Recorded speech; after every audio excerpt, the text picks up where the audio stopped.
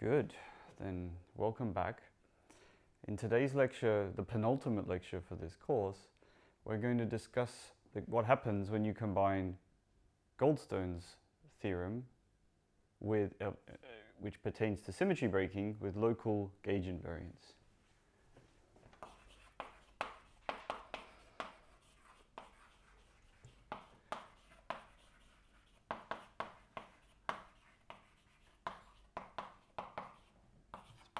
Spontaneous symmetry breaking with local gauge invariance.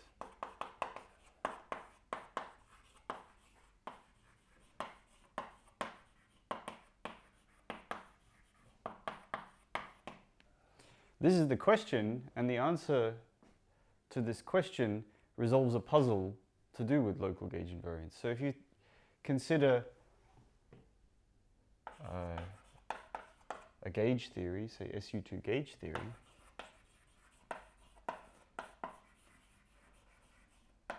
then there's a puzzle, and the puzzle is the following.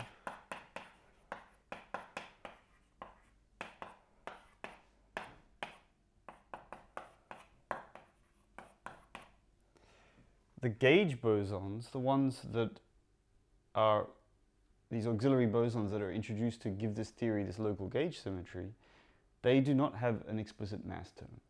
So there's no way to have a massive term. You might want to say, okay, suppose we have some gauge bosons and suppose they're massive, then we might want to add some kind of mass term which could only look like this, right? And so this is, why would you like to do that? Because these particles exist in nature. It turns out that in the weak theory of interaction, in the theory of weak interactions, there are massive gauge bosons. So we see them, so we better be able to model them. But if you do this, if you naively put a mass term here in the Lagrangian, then this actually breaks gauge invariance. And the reason that it breaks gauge invariance is that under a gauge transformation,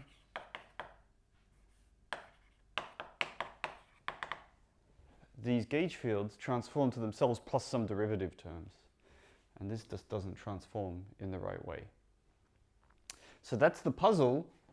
We have a local gauge invariant theory.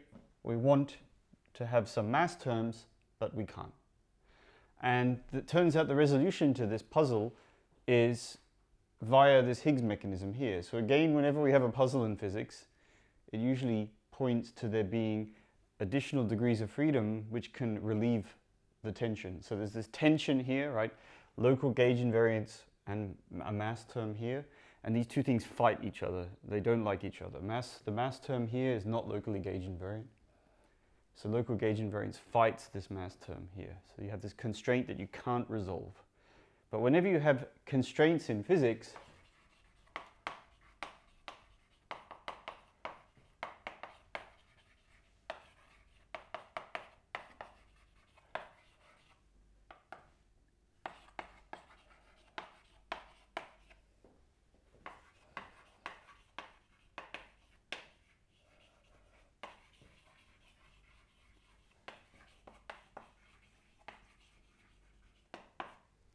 constraints in physics can be solved by adding new degrees of freedom, and not just physics, in maths, right?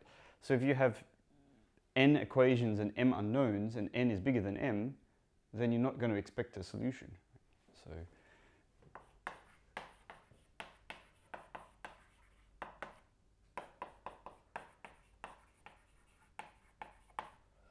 and in the case where you have lots of equations and very few unknowns, this is over-constrained. There's typically no solutions.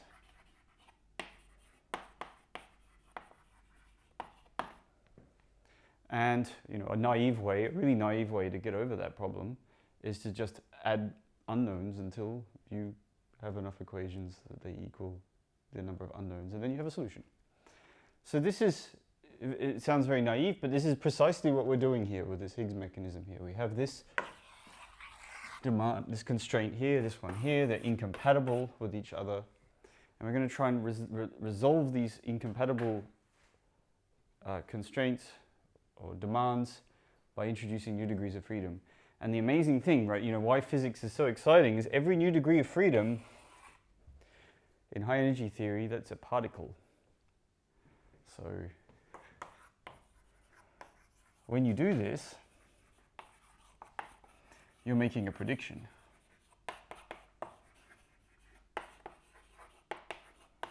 And when you make a prediction, you can test the prediction. And if you're right, then you win a Nobel Prize. So there's a good reason, purely financial reason, why you might want to try and solve constrained problems in physics. Of course, there's other reasons, like we want to understand and explain the universe. But at the purely financial level, there's a good reason to want to solve this problem. The alternative, like if you do postulate new degrees of freedom and you do not find them, so you reject the hypothesis that there are new degrees of freedom, that is also, you learn something in the process as well, right? Maybe you don't learn as much. So as you might be aware, this supersymmetry is around that solves a constraint in high energy theory by adding in new degrees of freedom. We postulate that they're there. And we've rejected the existence of these supersymmetric particles, at least for certain energy windows now, by the LHC. Okay, does that mean they're not there? Not at all, they could still be there. But what we're learning is that their explanatory power is shifting and changing as we get new and new bounds on the existence of these new degrees of freedom that were postulated many years ago. All right, so what we're going to do is we're going to, like before, we'll go through a kind of toy model to get a feeling for what happens when you combine spontaneous symmetry breaking with local gauge invariance. And then we'll take a look at a much more serious example in the sequel. All right, so this is called the Higgs mechanism, what I'm going to describe to you today. And the toy model, well, it's not that toy, it's a pretty serious model, is the abelian case.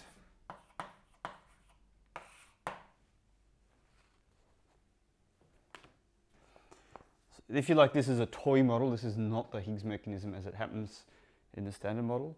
But this is a sufficiently intricate and difficult to solve model that it has applications all throughout physics. Now, what's the content of this theory? So this is a theory of a complex scalar field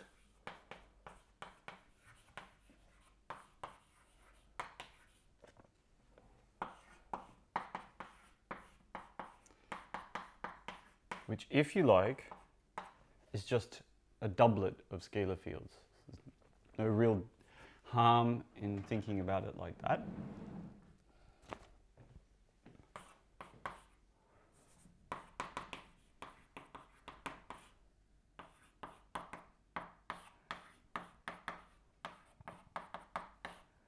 You could do that if you wanted to. But it's traditional when you have two fields, you can always stick the number I there and you build it into one complex field. So it's a theory of a complex scalar field and coupled to a U1 gauge field.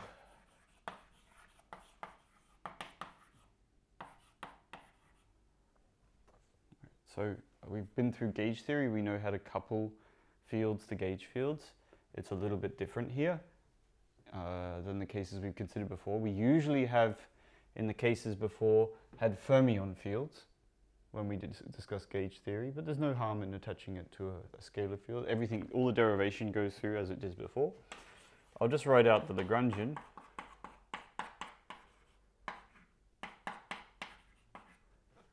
Oh, I forgot the minus sign up there. So the Lagrangian is the curvature, and we have some derivative term for this complex scalar field. If you work it out, that's just the same as if you use this doublet there. And we have some potential like this.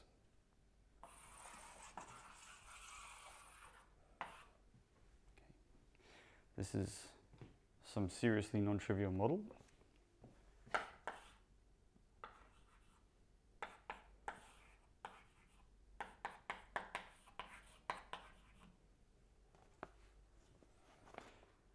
So firstly, we've got to establish that it is a gauge theory. Let's do that now. Wow.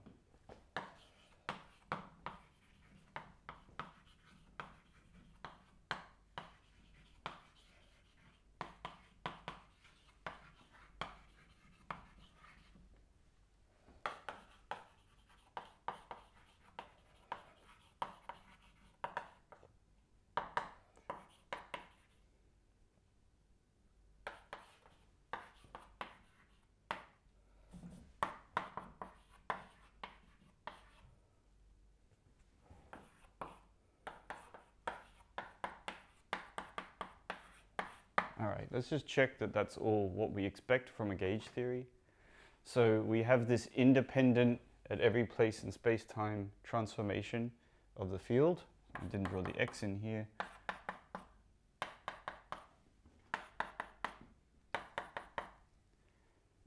We introduce this gauge field A mu to compensate for this freedom that we have everywhere to redefine the field by this scalar, complex scalar that lives of norm 1, so it's just a phase. And in order that the whole theory is invariant under this transformation here, we have to allow that this connection field transforms like that under a gauge transformation. Now we've already seen the argument for why this thing is invariant under this transformation here. If you realize that this number here is just a phase, it's an element of the circle in the complex plane of unit length, then it's easy to see that this term here is invariant under that transformation. So the covariant derivative is invariant, and phi being redefined by that is invariant. And similarly, if you design the potential correctly, that'll also be invariant under local gauge transformations. And so what kind of potentials are we going to allow? Well, we have in mind exactly the same potential that we've used through all our spontaneous symmetry breaking examples.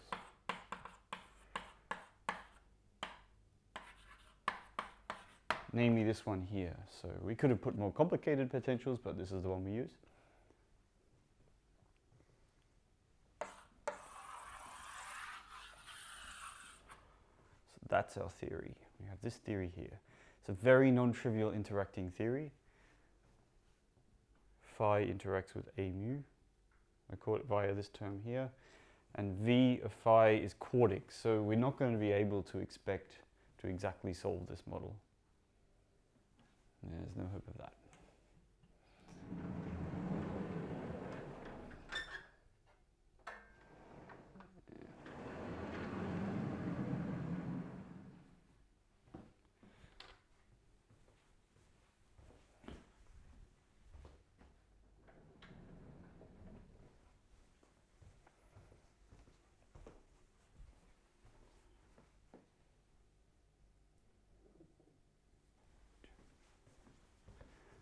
So,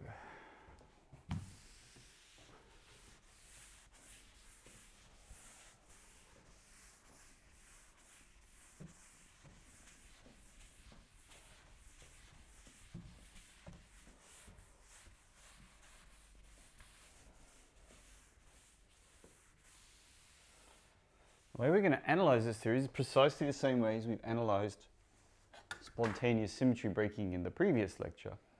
We're going to find a classical configuration which minimizes the Hamiltonian for this theory.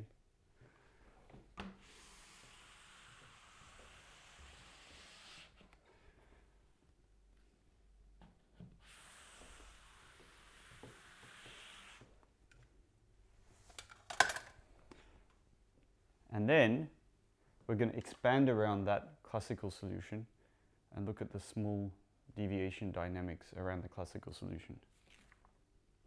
And that's where things get really, really very interesting indeed.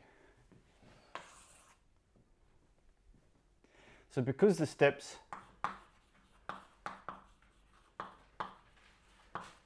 they're the same as before,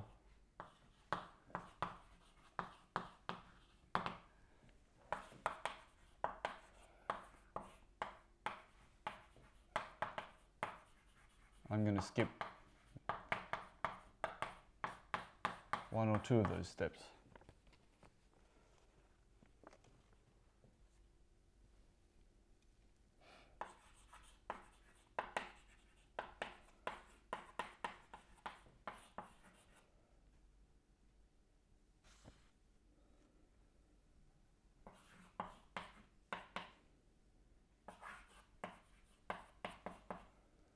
Okay, I hope that's not sort of surprising. You've seen this thing appear a couple of times when we looked at spontaneous symmetry breaking. This is the one of the minimizers here. There's two, right? Plus and minus. In fact, there's a whole family of them multiplied by a phase, but we're just going to take this one.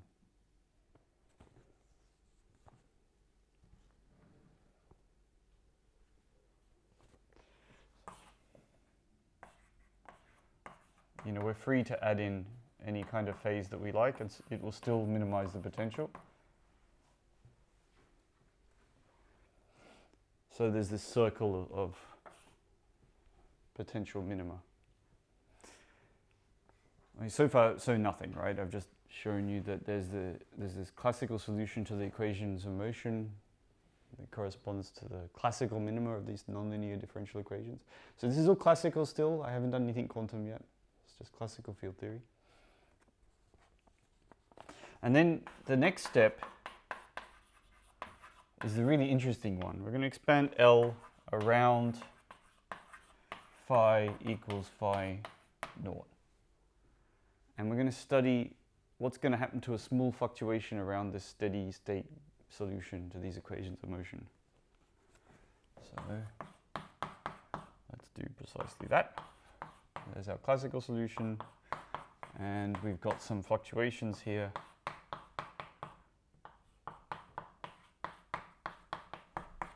There they are. So phi 1 and phi 2 are just the deviations in the real and imaginary directions for this scalar field. And in terms of these new degrees of freedom here, these are the new fluctuating degrees of freedom. That's the classical solution. Then we can expand this potential, just substitute the solution here, and keep things to low order in these phi's. So these are meant to be small.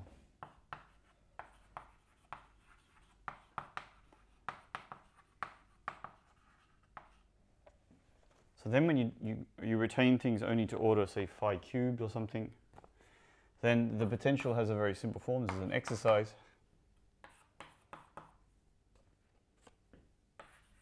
Oh, that was a bit silly. There's a lambda somewhere in all of this story, isn't there? Yeah, okay. That lambda has nothing to do with that lambda up there. Let's just mu, alpha, beta, gamma. Gamma's not safe either. Small phi is also not safe. Oh, var phi. There you go. Yeah, that one's safe. I haven't used that one recently.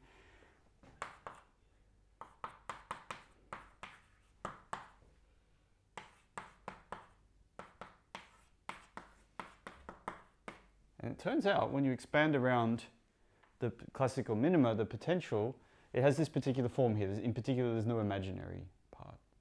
That cancels out. That's not surprising, actually. You wouldn't expect to see the imaginary part at order 1 because the potential is real and is a part of an absolute value. So around phi naught, our Lagrangian becomes, well, the stuff before, the F stuff, and then we get the interesting stuff right here. So we get this phi 1 on root 2, oh sorry, 1 on 2, the phi 1 squared. So we get some phi 1 stuff, very interesting. We get some phi 0 stuff, sorry, phi 2 stuff. Okay, so far so nothing. And then what else do we have here? We have the potential, so we have to subtract this off. So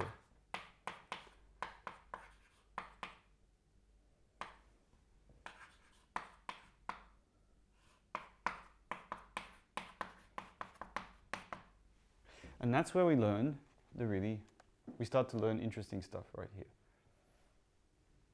So firstly, we confirm what we already knew, right? Namely, that we're going to have one massive boson and one massless boson by Goldstone's theorem. And which one is the massless and which one is the massive? Well, you just look at this equation here. That's a constant, so it's gone. And we see that this particular fluctuation, the real fluctuation, has a mass. There's an effective mass now for this fluctuation, given with mass mu squared. And this guy here is massless, effectively massless.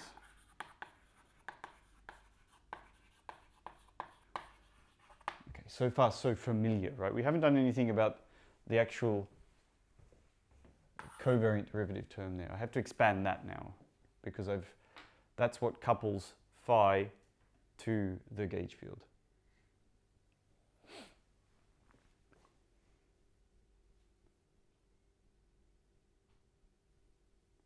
So there's dot, dot, dot. I should have written that. There's more terms which I haven't yet done. But at this stage we can already identify an effective mass for phi 1.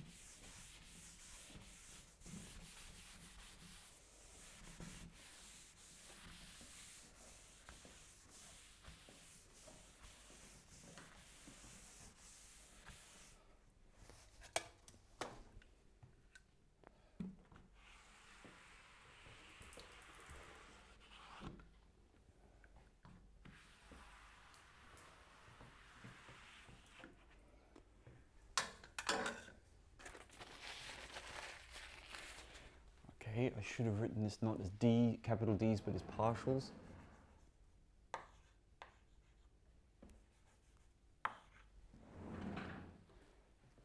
Because we've got to expand those D's correctly, those big D's.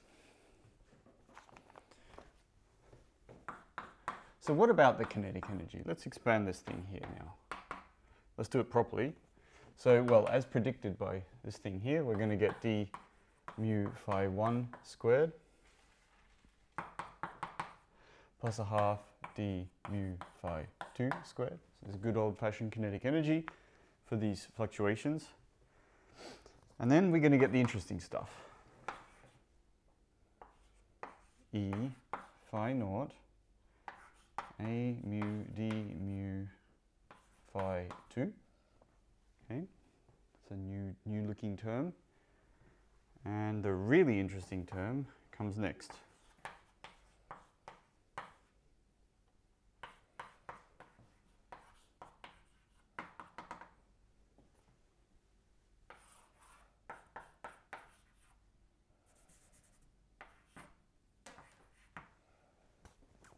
That term is the one that should pop out when you look at it.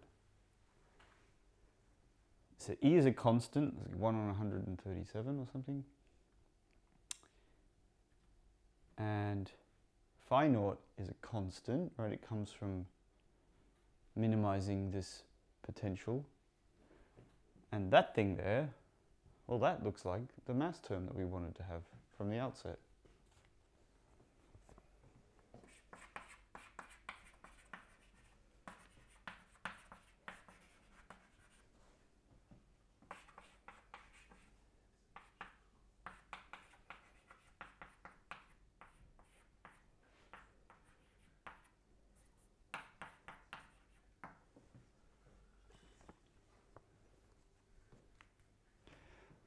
So this, expanding about the minima and looking at the effective dynamics near the minima, shows us that these massless, originally massless gauge bosons, behave for all practical purposes as though they have a mass, depending on how big phi naught is.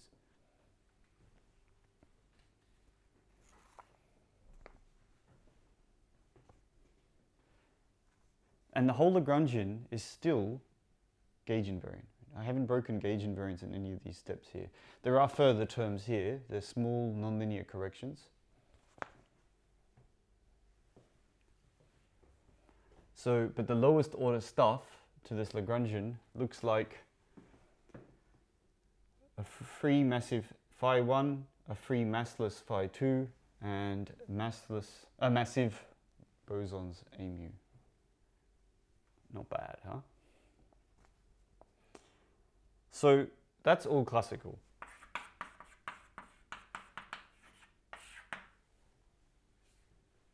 Now for large fluctuations, when this approximation is no longer valid, if you imagine your field is allowed to fluctuate on huge energy scales, then the interpretation of all of these terms goes away. You can no longer Taylor expand and say that some terms are small. So this term here is only small when these are small fluctuations for very low energies. For very large energies, this theory again is you can't really say that it has massless bosons or massive bosons any more than you can say anything else. So it's only at the perturbative low energy limit does this work.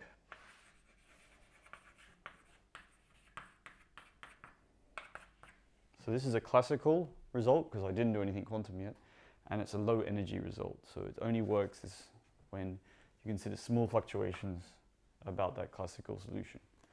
Now that's as long as you can find a way to justify that, then that's fine, right? I don't think that any of these steps are particularly controversial.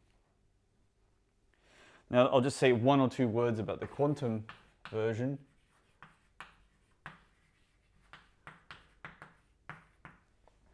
So we've done all this stuff at the classical level, but it's worth sort of pondering, does this hold in any sense in the quantum level? Now the analysis is much more involved, unfortunately, for the quantum case. But I'll sort of walk you through what you would want to check. Well, firstly,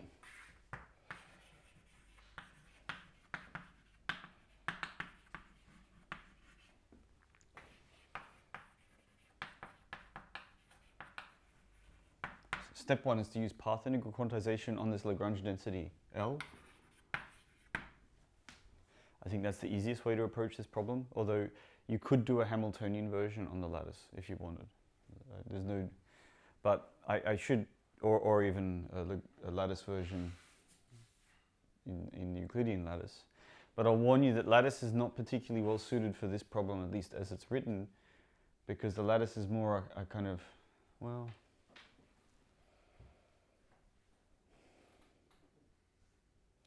no, I guess this would work fine on the lattice as well. Yeah. So you use a path integral, but we're going to use the path integral quantization on L. And so we regard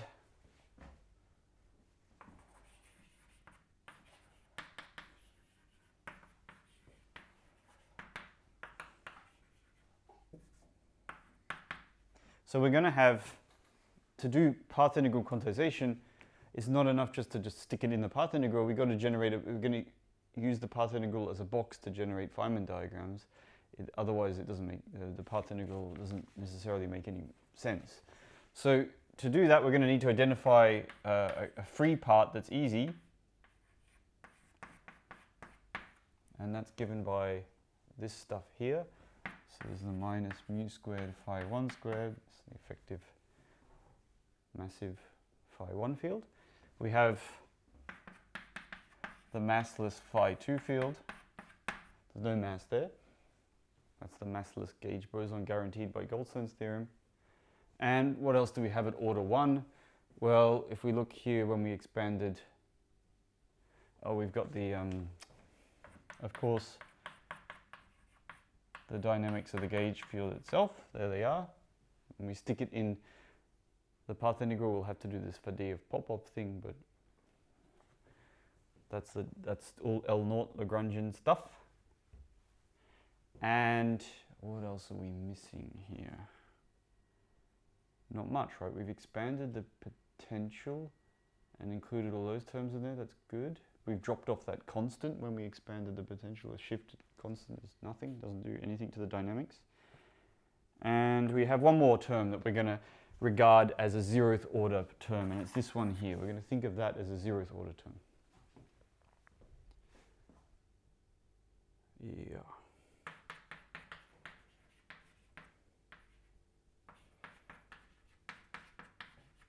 So that's L naught, and L int is the rest.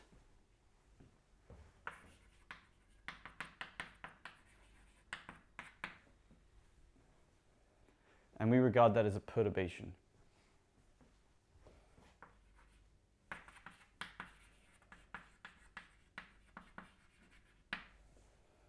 And it consists of a bunch of terms. There's, what sort of things are in L int? Well, this guy here, for example, is an L int. So you think of this as an interaction between the gauge field and the phi 2 field. What else is in L int? Well, that's pretty much it. That's the U1 gauge. Oh, yeah. And the higher order terms here, of course, are in L int. They haven't gone away. We're going to include them just here in L int. So there's cubic terms and there's quartic terms. And all of these terms lead to vertices in the Feynman diagram.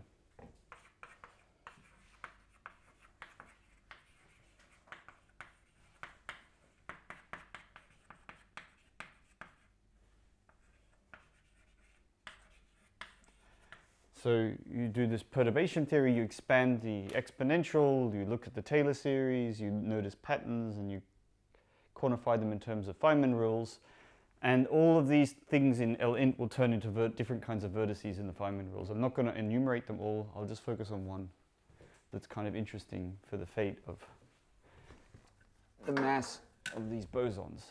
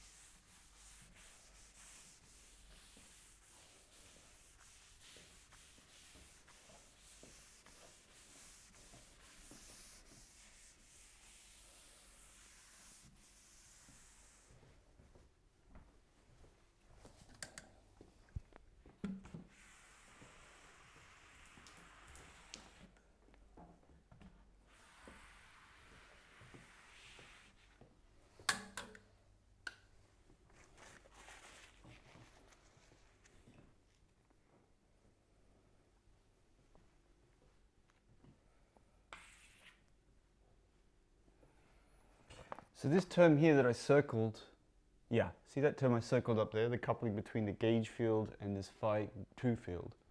That's a vertex in this perturbation theory. So I'm going to draw that vertex.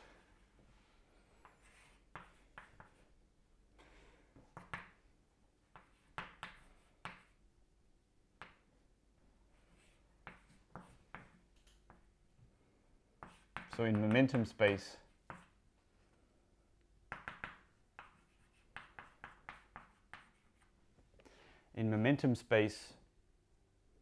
perturbation theory, that's what this vertex looked like. Momentum space Feynman rules.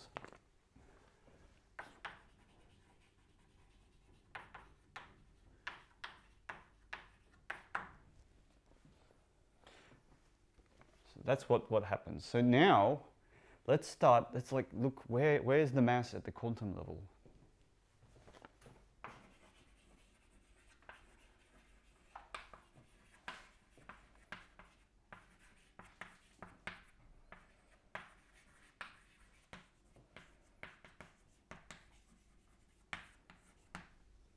So as you do computations, you have to ask yourself, what is the mass of this A mu particle? Where would you find it? So it's got to be an operationally well-defined quantity. It's got to be something that you can observe in an experiment. And the place where you find masses in field theory for for particle fields like A, mu, phi, psi, are as poles in green functions.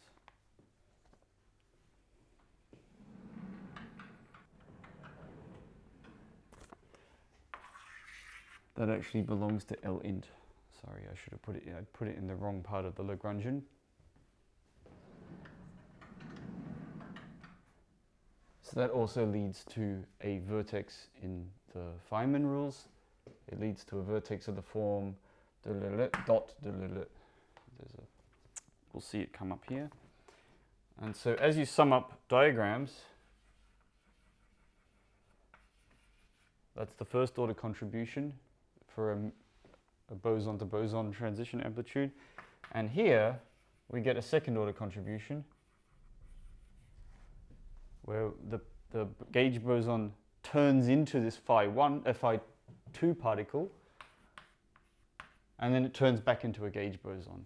So it flips from being a gauge boson back into a phi 2 particle and back into a gauge boson. And there's lots and lots of higher order terms with loops and all kinds of other horrible things. And if you evaluate these terms here, then you find, mu, right? There's a chance for it to go from being a mu boson to a nu boson. When you evaluate these Feynman rules,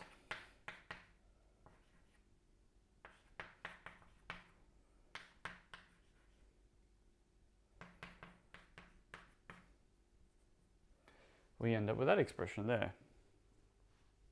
And if you look at this particular term here in the diagram, and all the other terms will have this feature as well, what it looks like is that this gauge boson, well, it turns into this phi 2 and then comes back to being a gauge boson. But it turns out you can eliminate this phi 2 from all the Feynman diagrams. Right, that was the abelian toy example. This was really not so trivial. And to do proper calculations, there are many, many more diagrams that you have to sum up, which I have not even begun to write down here. But the mechanisms, these are the mechanisms that are at play.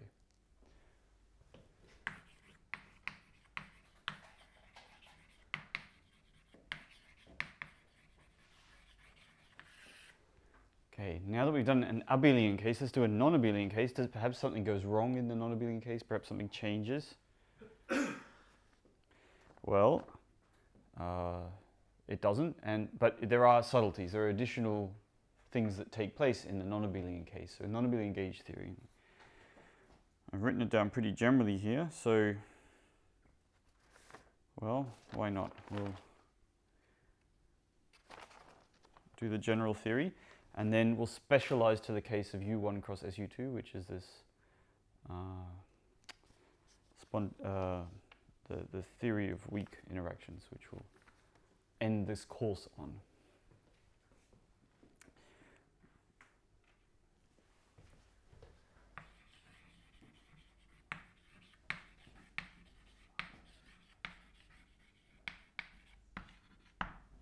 So we're going to look at a general gauge group G. So way more general than SU2. We're going to look at like SU whatever, or SP or SL, or some completely general gauge group now.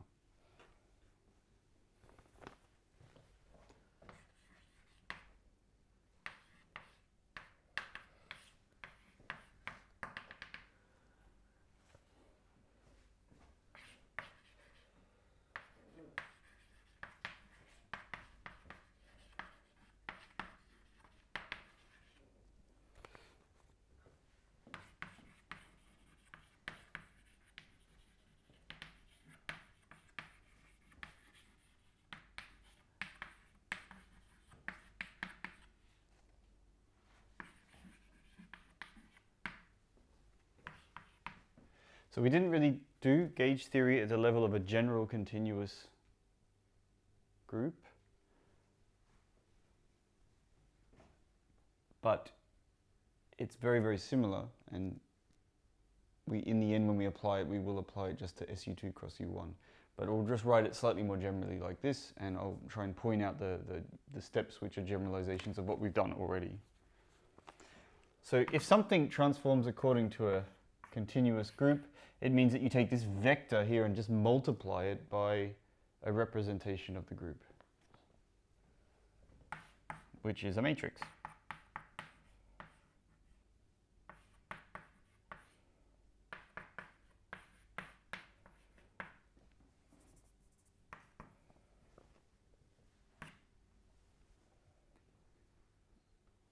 So here we're doing a couple of things. So if little g is an element of our group, then little g is going to be of the form of the exponential of some parameters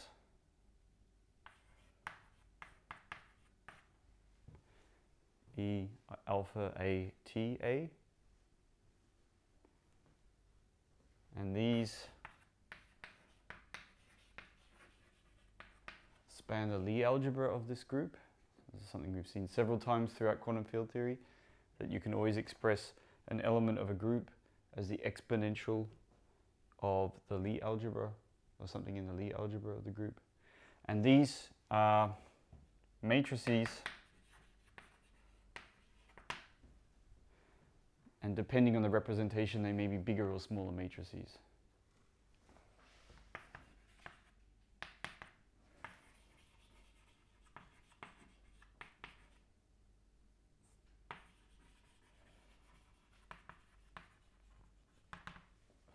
And for the cases we've been considering throughout this course, we've really only had one group of interest, and that's been SU2. And SU2, the Lie algebra is three-dimensional, and one representation that we've used throughout is that these TAs are the Pauli matrices. In the 2 lectures ago, I showed you how to build other representations of SU2 in terms of bigger matrices. They still behave just like SU2, but they're just bigger. That's another example of a representation of a continuous Lie group. And here I'm just leaving it fully sort of unspecified, so you can stick in the generators that you like and the Lie group that you like.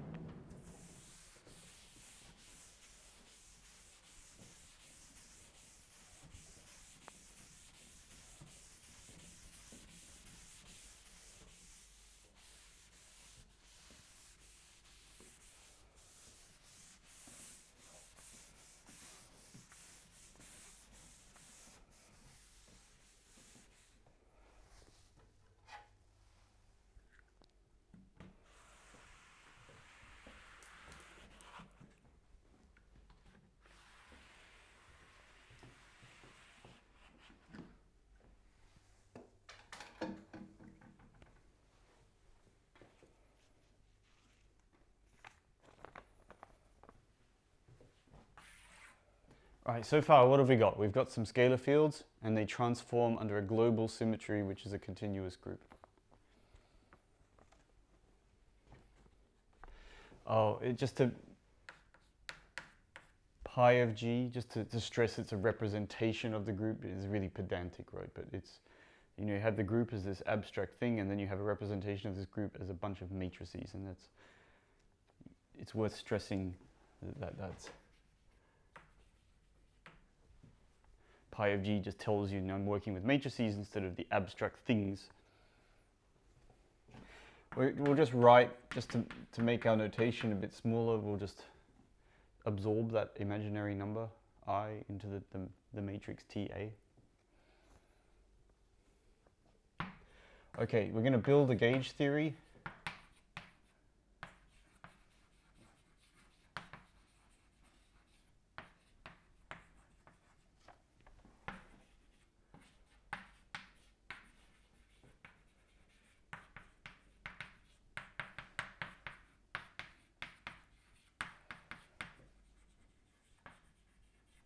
So we're going to promote it to a local symmetry, meaning that we're going to do an independent such transformation everywhere in space-time.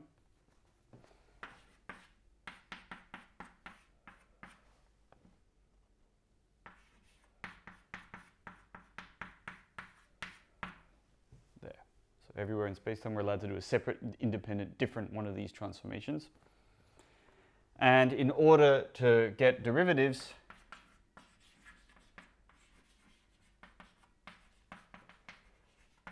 we replace you get derivatives in the sense of a gauge invariant Lagrangian involving derivatives. We replace d mu by, well, the covariant derivative. So the beauty with doing these kind of derivations is that after a while the steps become so repetitive that you can't help but remember them. And then as a consequence we get this gauge field A mu being introduced at this stage. There we go. Great. So that's when we introduce this gauge field here, what this does, right, is compensate for this extra symmetry here and allow us to build non-trivial Lagrangians which transform under that transformation everywhere independently in space-time. So now we can build a kinetic energy term.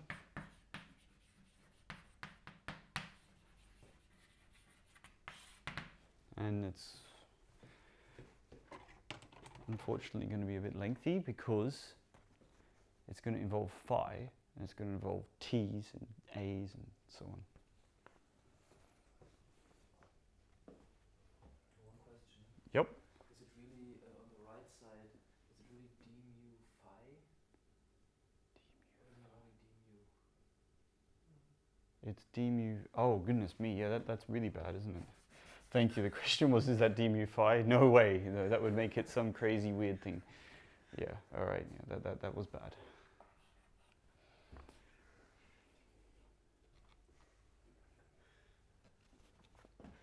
So if we use this to define a kinetic energy term, as before, like to try and build a nice non-trivial Lagrangian, then we're going to, well, have to square it.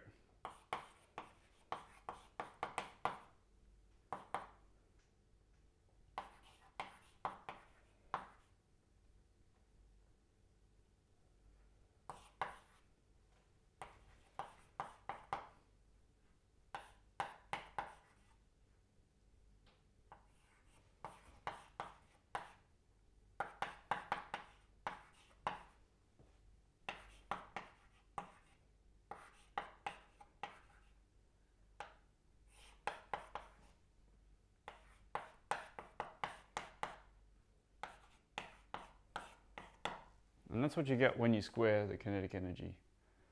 Lots of indices and all kinds of stuff happening, but we can sort of break it down into something a bit more smaller, concrete steps.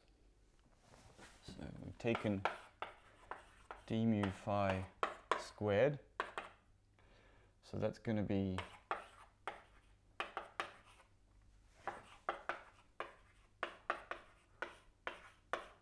and then we're going to have to use the fact that this is a matrix, right? JK, and that's a vector. And then we're going to square that whole expression. So then we'll just sort of go through step by step and compare the terms from this square thing down here with those up there, and there's a half there as well. All right, let's check if we can understand at least this first term here in the kinetic energy. Well, we get a d mu phi k, but remember d mu here has got an identity operator there, so it's really a delta jk. So this is d mu phi j squared times a half. So at least that term matches. And we've got this, then we've got a cross term, for example, where we've got d mu phi j, and then we've got an a mu t a g jk. Do we have that term over here? Yeah, we do. There it is there. And we get that twice, so there's no factor of a half there. And we get a final term, which is just this term squared. So no magic or mystery there. It's just expanding out the square.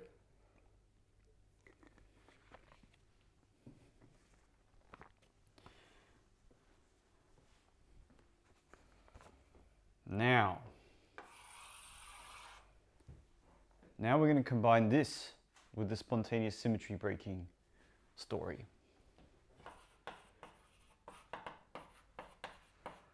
suppose in our Lagrangian we had this potential V of phi. What V of phi? Well, the same one as always.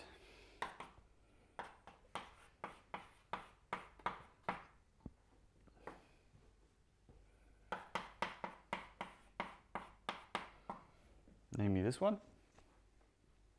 So we add this potential on into our Lagrangian, we minimize the classical potential energy, and we find that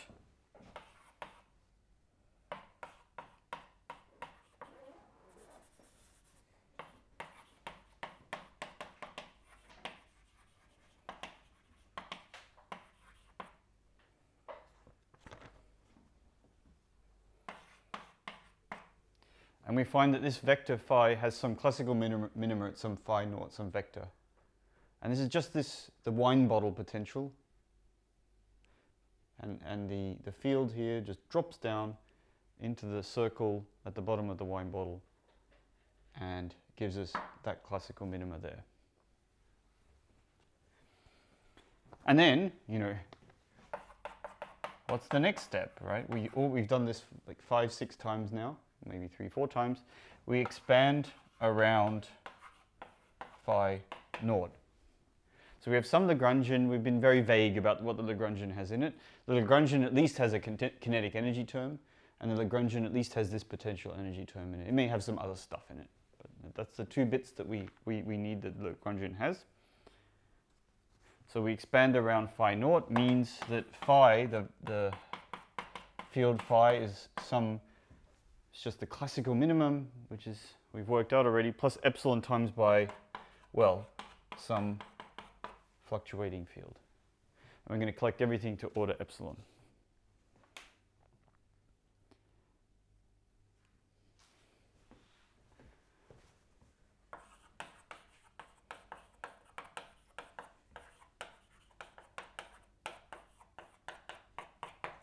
And the crucial term will come from when we substitute that field into the kinetic energy term up there. That's when we'll learn something very interesting.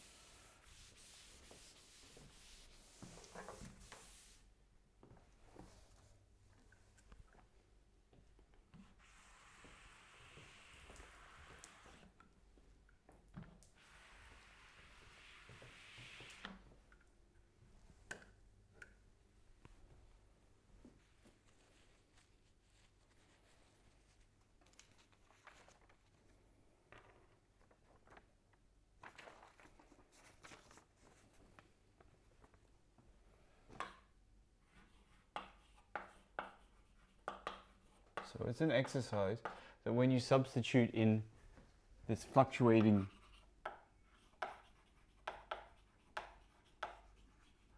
into the kinetic energy, we're going to get all kinds of terms.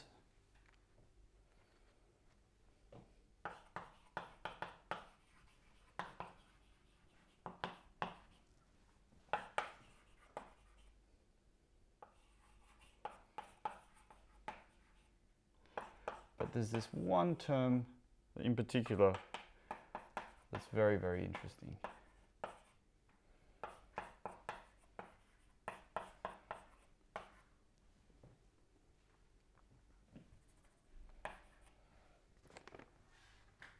So let's try and imagine where this comes from just by looking at the kinetic energy and looking at what we're expanding around here. So if we substitute in this into the kinetic energy up there, then there's only one place where there's a quadratic term involving the gauge boson, so it's the last term in the kinetic energy. And if you expand to order 1, then you get phi naught in place of phi up there, and you get phi naught in place of phi up there, and you get A there. So it looks very similar to the original Higgs model example, the abelian Higgs model example we considered at the beginning of this lecture. And indeed, that's precisely what this matrix is. This matrix here is given by those t's applied to phi naughts. So we'll just write that out.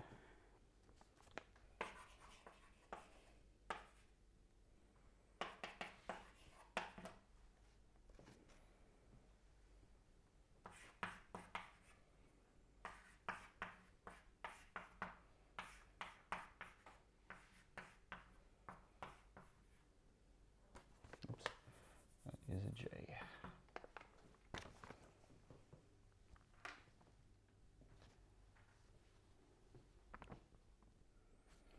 Now this may not look like it at first sight, but we'll look at it a bit deeper. This is a positive semi-definite matrix.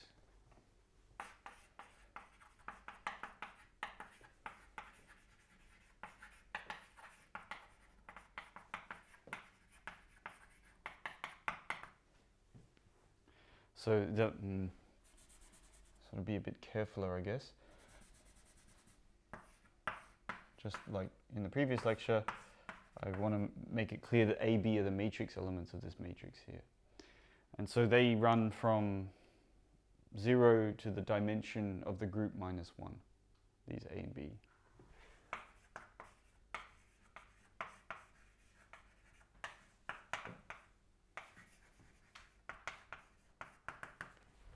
So it can be a big matrix. So for the example of SU2, and the fundamental representation, then A equals 1, 2, 3, or in that notation, 0. Wow.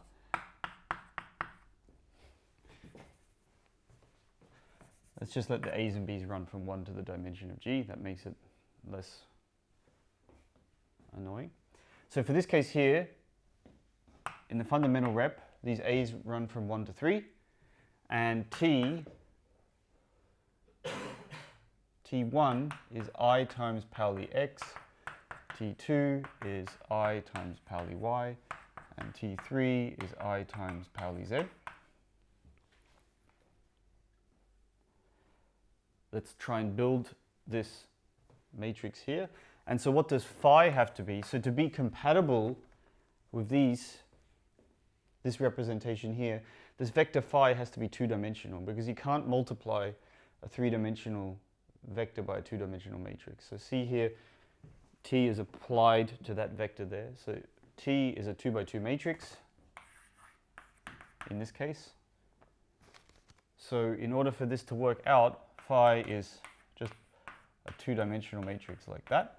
A two-dimensional vector like that.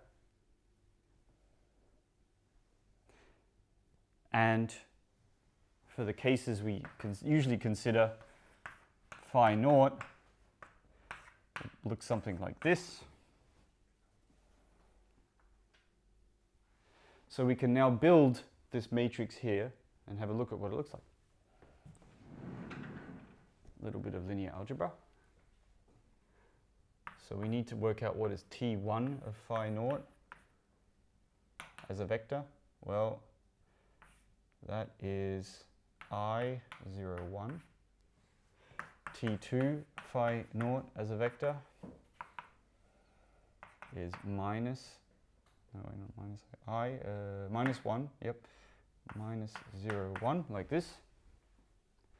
And the last one that we'll need is T3 of phi naught, and that will be 1, 0, like that, all times by I.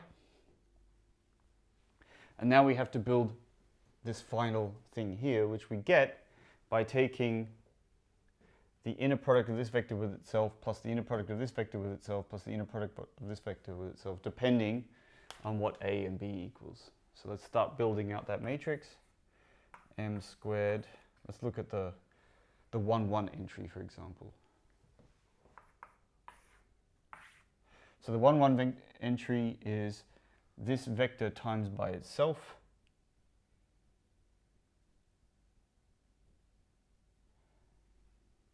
I'm missing a minus sign, I think.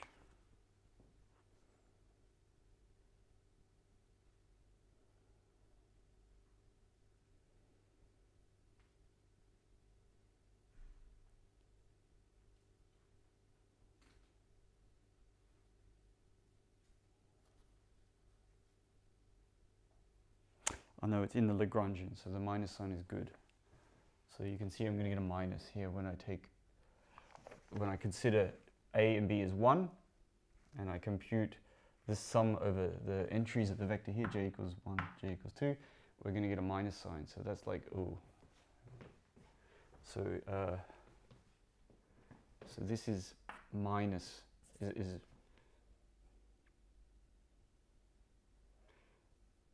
it's minus by a positive semi-definite matrix, this thing here.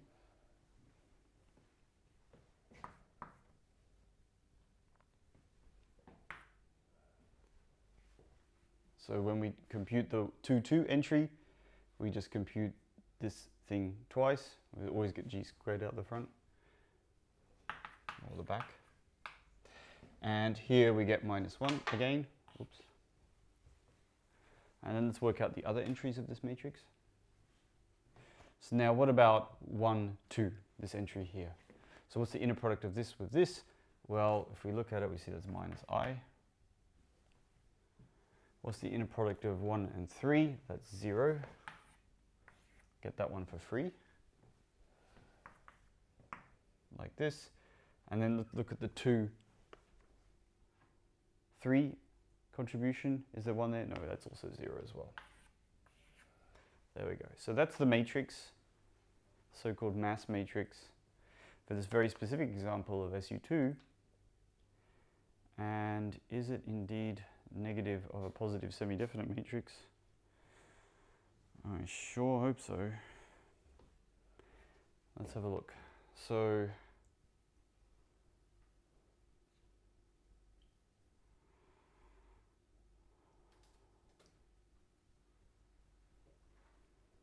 I think so, yeah.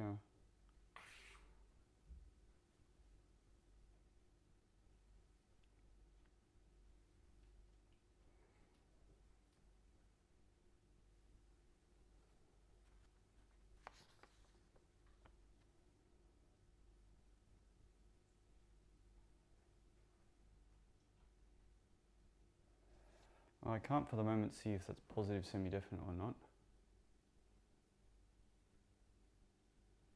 What was the definition of positive semi-definite? That if it's diagonal, that the eigenvalues are 0 or greater than 0. So is this minus 1 times by a positive semi-definite matrix? It actually doesn't look like it at the moment. You know, maybe I made a mistake. 0, minus 1.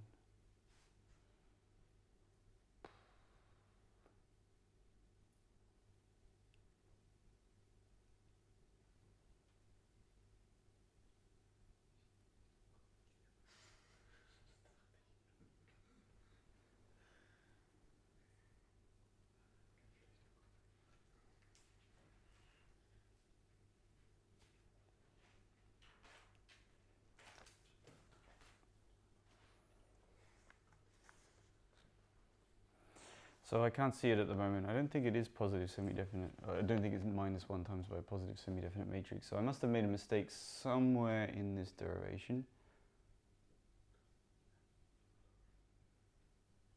And I don't see where.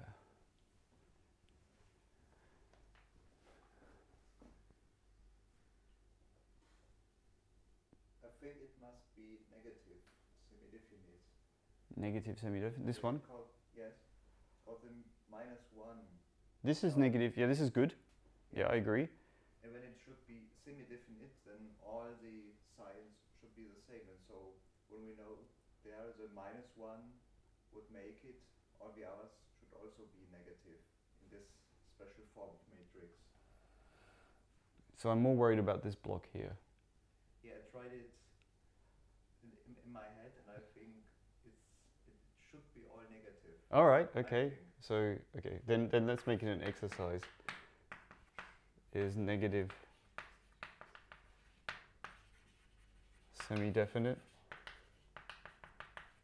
Which it should be. So I mean, I suppose you could look at the determinant, right? So that's minus 1, plus 1. So it's 0 determinant. Okay.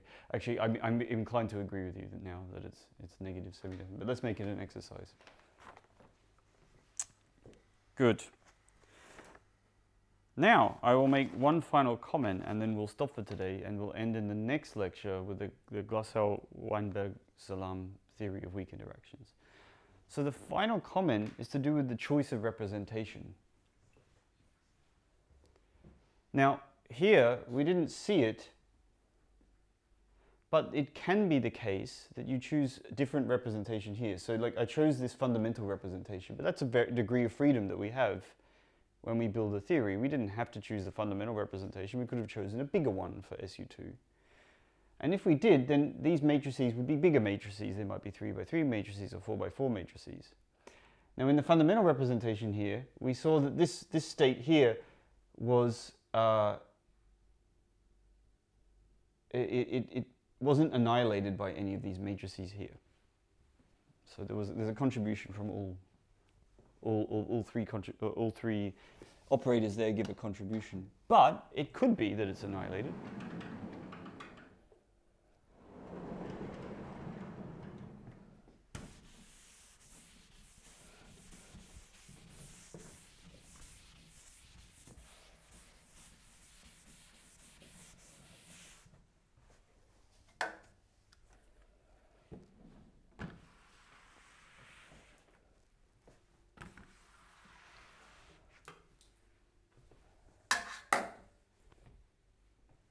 So the final comment I want to make is that